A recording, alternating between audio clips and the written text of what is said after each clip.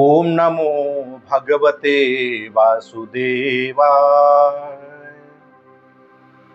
एक बार की बात है, जब कुंती पुत्र धर्मराज युधिष्ठिर भगवान श्री कृष्ण से कहते हैं, उनसे अनुरोध करते हैं कि हे भगवान, अब आप मुझे कृपा करके श्रावण मास के शुक्ल पक्ष की एकादशी की कथा सुनाइए। इस एकादशी का नाम क्या है, पूजन विधि क्या है, सब कुछ विस्तार पूर्वक सुनाइए। तब मधुसूदन कहते हैं कि हे राजन, अब आप शांति पूर्वक होकर के श्रावण मास के शुक्ल पक्ष की एकादशी की कथा श्रवण कीजिए। इस कथा के श्रवण मात्र से वाजपेय यज्ञ का फल प्राप्त होता है। इस एकादशी का नाम पुत्रदा एकादशी है। द्वापर युग के प्रारंभ में एक माहिष्मती नाम की नगरी थी। उस नगर में महाजीत नाम के एक राजा राज्य किया करते थे। उस राजा को एक भी संतति नहीं हुई, वह संतानहीन था। पुत्रहीन होने के कारण, संतानहीन होने के कारण वह सदैव चिंतित रहा करता था। उसे वह राज्य दुखदाई प्रतीत होता था। राज्य का राजा है, लेकिन उसके बाद भी यदि संतति नहीं है तो यह सबसे बड़ा दुख है। इसलिए वह राजा सदैव दुखी रहा करता था, क्योंकि बिना पुत्र के इस लोक और परलोक दोनों में सुख नहीं है। पुत्र की प्राप्ति के लिए राजा ने बहुत प्रयास किए, परंतु वह निष्फल हो गए। जब वह राजा वृद्ध होने लगे, तब उनकी चिंता और बढ़ने लगी। एक दिन उस राजा ने प्रजा को संबोधित करते हुए कहा, न तो मैंने अपने जीवन में कोई पाप किया है और न अन्याय पूर्वक धन एकत्रित किया है। न मैंने कभी देवताओं और ब्राह्मणों का धन छीना है, न उनका अपमान किया है, और न ही मैंने कभी किसी की धरोहर छीनी है। मैंने अपनी प्रजा को सदैव अपने पुत्र के समान माना है तथा अपराधियों को कठोर से कठोर दंड भी दिया है। मैंने कभी किसी से राग द्वेष नहीं किया, सबको समान माना है। इस प्रकार धर्म युक्त राज्य करने पर भी मैं इस समय महादुख पा रहा हूं। इसका कारण क्या है मैं समझ नहीं पा रहा हूं। मुझे कुछ भी समझ में नहीं आ रहा है। राजा महाजीत की इस बात को विचारने के लिए ब्राह्मण मंत्रीगण एक वन में गए। वन में जाकर के उन्होंने बड़े बड़े मुनियों के दर्शन प्राप्त किए। उस स्थान पर वयो वृद्ध और धर्म के ज्ञाता महर्षि लोमेश भी थे। वे उनके पास भी पहुंचे। महर्षि को यथा योग्य उन सब ने जाकर के प्रणाम किया और उनके सम्मुख बैठ गए। उनके दर्शन से सबको बड़ी प्रसन्नता हुई और उनसे विनय करने लगे कि हे देव, हमारे अहोभाग्य जो आपके दर्शन प्राप्त हुए। इस पर महर्षि लोमेश बोले कि हे ब्राह्मण श्रेष्ठों, आप लोगों के विनय और सद्व्यवहार से मैं अत्यंत प्रसन्न हूं। अब आप मुझे अपने आने का कारण तो बताइए।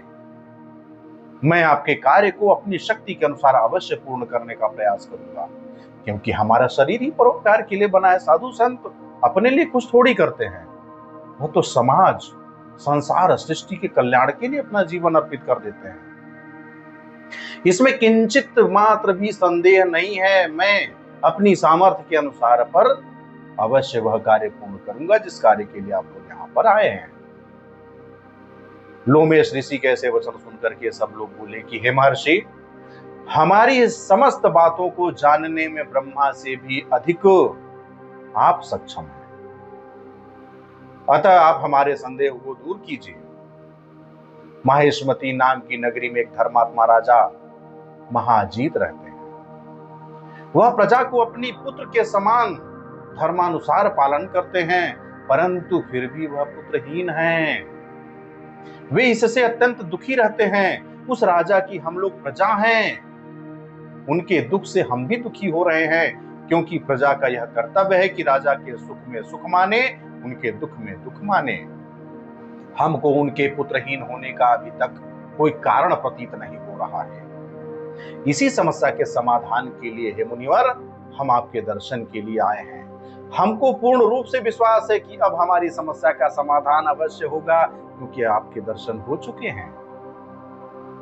क्योंकि प्रत्येक कार्य की सिद्धि महान पुरुषों के दर्शन से प्राप्त हो जाती है, और आज एक महान संत का दर्शन लाभ प्राप्त हुआ है, तो हमारे अंदर तो विश्वास जागृत हो उठा है कि अब राजा संततिवान अवश्य होंगे।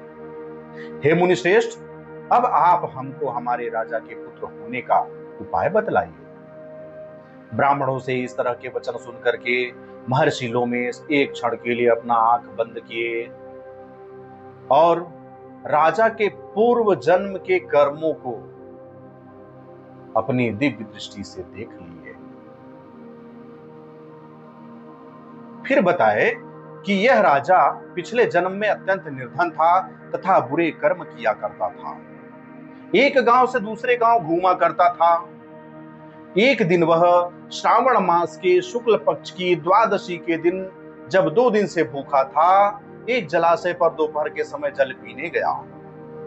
उसी स्थान पर उसी समय अर्थात तत्क्षण बच्चे को जन्म दी हुई प्यासी गाय जल पी रही थी। राजा ने उसको प्यासी ही हटा दिया और स्वयं जल पीने लगा।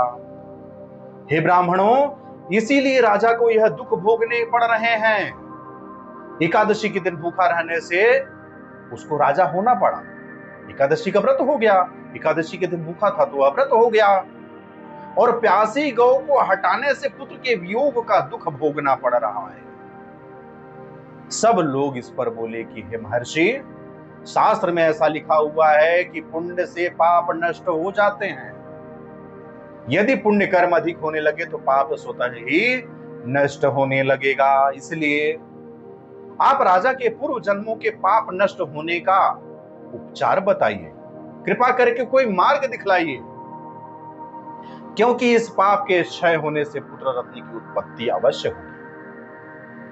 ब्राह्मणों के ऐसे वचन सुनकर के महर्षि लोमेश बोलते हैं कि हे ब्राह्मणों, यदि श्रावण मास के शुक्ल पक्ष की पुत्रदायी एकादशी को तुम सब लोग व्रत करके रात्रि जागरण करो, फिर उस व्रत का फल राजा को प्रदान कर दो, तो तुम्हारे राजा को पुत्र रत्न की प्राप्ति अवश्य होगी। इससे तुम सब लोगों के तथा राजा के समस्त दुख नष्ट हो जाएंगे। मंत्रियों सहित समस्त प्रजा महर्षि लोमेश के वचनों को सुनकर के प्रसन्नता पूर्वक अपने नगर को वापस आई। उन सब लोगों ने श्रावण मास के शुक्ल पक्ष की एकादशी अर्थात पुत्रदायी एकादशी को महर्षि लोमेश की आज्ञा अनुसार विधि पूर्वक व्रत किया। द्वादशी को उसका फल राजा को सौंप दिया। उस पुण्य के प्रभाव से रानी ने गर्भ धारण किया और 9 महीने के पश्चात उसके घर पर अत्यंत तेजस्वी पुत्र रत्न उत्पन्न हुआ। हे राजन, इसलिए इस एकादशी का नाम पुत्रदायी एकादशी पड़ा। जो मनुष्य पुत्र रत्न की प्राप्ति करना चाहता है उसे इस एकादशी का विधि पूर्वक अवश्य व्रत करना चाहिए। उन्हें निश्चित ही पुत्र की प्राप्ति होगी और इस व्रत के प्रभाव से इस लोक में सुख को भोग कर अंत में वैकुंठ धाम की प्राप्ति होगी। प्रेम से बोलिए बांके बिहारी लाल की जय, राधा रमण सरकार की जय।